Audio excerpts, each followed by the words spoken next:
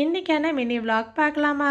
வீட்டில் சோஃபா சேர்லாம் உட்கார்றோமோ இல்லையோ, எந்நேரமும் மலை மாதிரி துணி இருந்துகிட்டே இருக்குது. அழுக்கு துணி போட்டு வைக்க மாட்டேன், அப்பப்போ துவைச்சி காலி பண்ணிடுவேன். ஆனால் துவைச்ச துணியை மடிக்கவும் மடித்த துணி எடுத்து வைக்கவும் சுத்தமாக பிடிக்க மாட்டுது.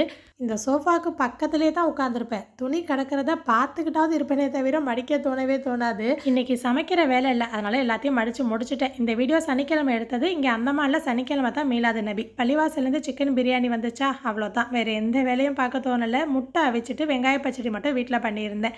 இப்போ நைட்டுக்கு சமைக்கணும். வீட்டில் தோசை மாவு காலி, மாவு பசைகிறதுக்கும் இன்ட்ரெஸ்ட் இல்லை. சரி, ரொம்ப நாளாக வெயிட்டிங் லிஸ்ட்டில் சில ரெசிபிலாம் போட்டு வச்சுருக்கேன். அதில் ஒன்று ராகி ரவை தோசை. இன்றைக்கி ட்ரை பண்ணலாம்னு எடுத்துட்டேன். ஸோ ஒரு கிளாஸோ கப்போ எது எடுத்தாலும் சரி, அதுலேயே எல்லா பொருளையும் அளந்துக்கோங்க. 1/4 கப் அளவு ரவை, 1/2 கப் அளவு இடியாப்ப மாவு இல்லைனா அரிசி மாவு, 1 கப் அளவு ராகி மாவு, 1 டீஸ்பூன் உப்பு. இந்த மாவை அப்படியே தண்ணி விட்டு கரைச்சி பிளெயினாகவும் சுடலாம். அப்படி இல்லைன்னா இந்த மாதிரி வெங்காயம், மல்லி இலை, கருவேப்பிலை, பச்சை மிளகா நான் சாப் பண்ணி சேர்த்துருக்கேன்.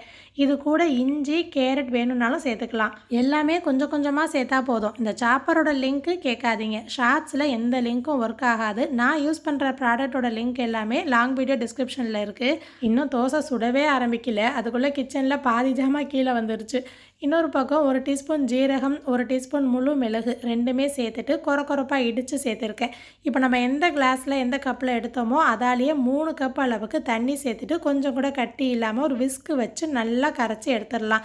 இப்போ ஒரு மூடி போட்டு 10லேருந்து 15 நிமிஷம் வச்சிடலாம். ஏன்னா அப்போ தான் ரவாலாம் நமக்கு நல்லா ஊறி கொஞ்சம் மாவு திக்காகி வரும்.